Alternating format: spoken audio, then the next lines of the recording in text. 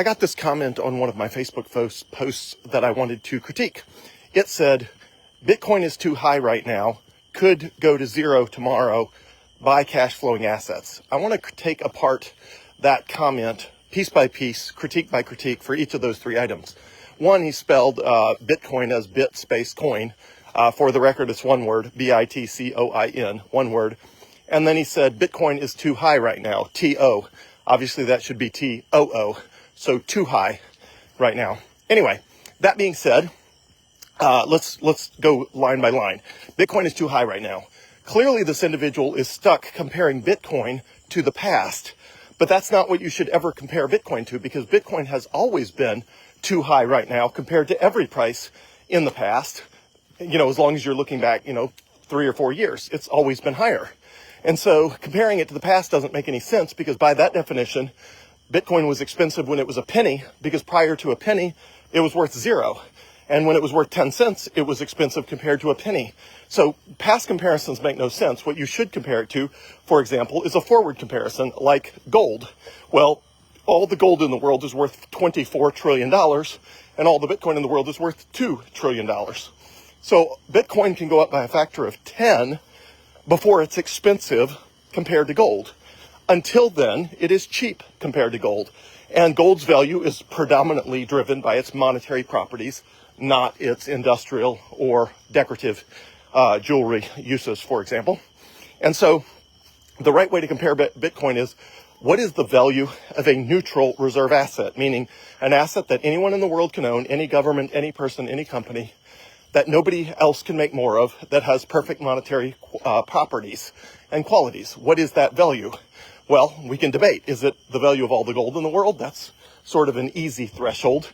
If so, that's more than 10 times as big as its current price.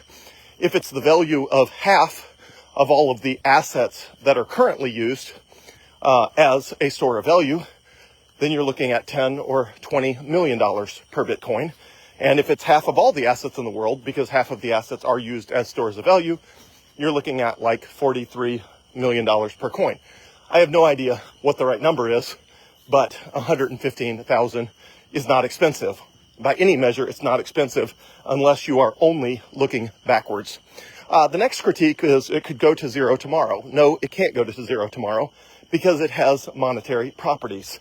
The same way gold will not go to zero tomorrow because gold has monetary properties. So monetary properties include something being divisible, durable, portable, fungible, verifiable, authenticatable, identifiable, and most importantly, scarce. So depending on who you ask, there is somewhere between 5 and 8 common properties that are considered monetary properties of an asset. And Bitcoin is better in all of those categories than anything else that exists in the world.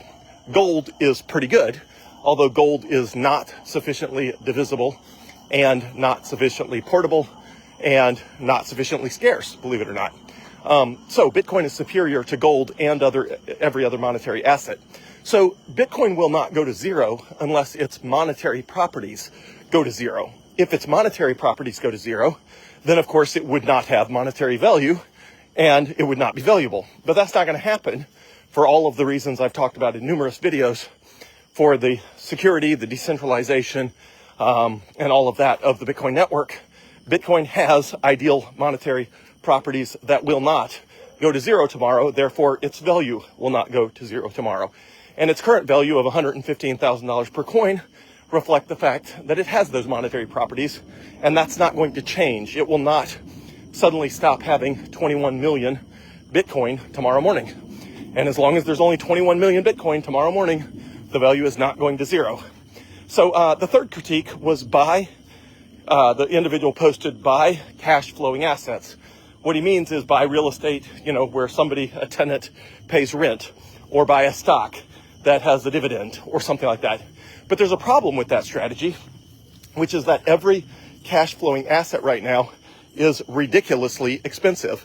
So real estate, stocks, everything you could put your money right now in, I would argue, is ridiculously expensive as compared to the kind of return you would expect.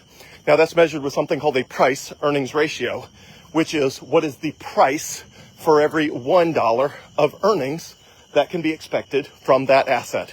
So if a stock has a price earnings ratio of 50, that means you have to pay $50 for every $1 of profit. Another way of looking at that is it's the equivalent of a 2% yield. 1/50th is a 2% yield, meaning you're expecting a 2% return on your investment.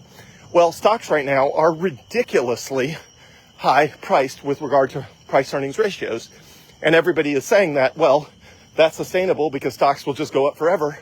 And every technology, company in the Magnificent Seven is going to be worth, immeasurably new trillions of dollars every year.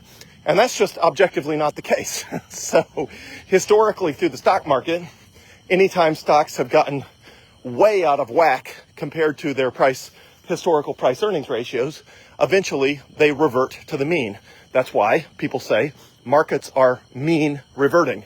What does that mean? Mean reverting, mean being the average.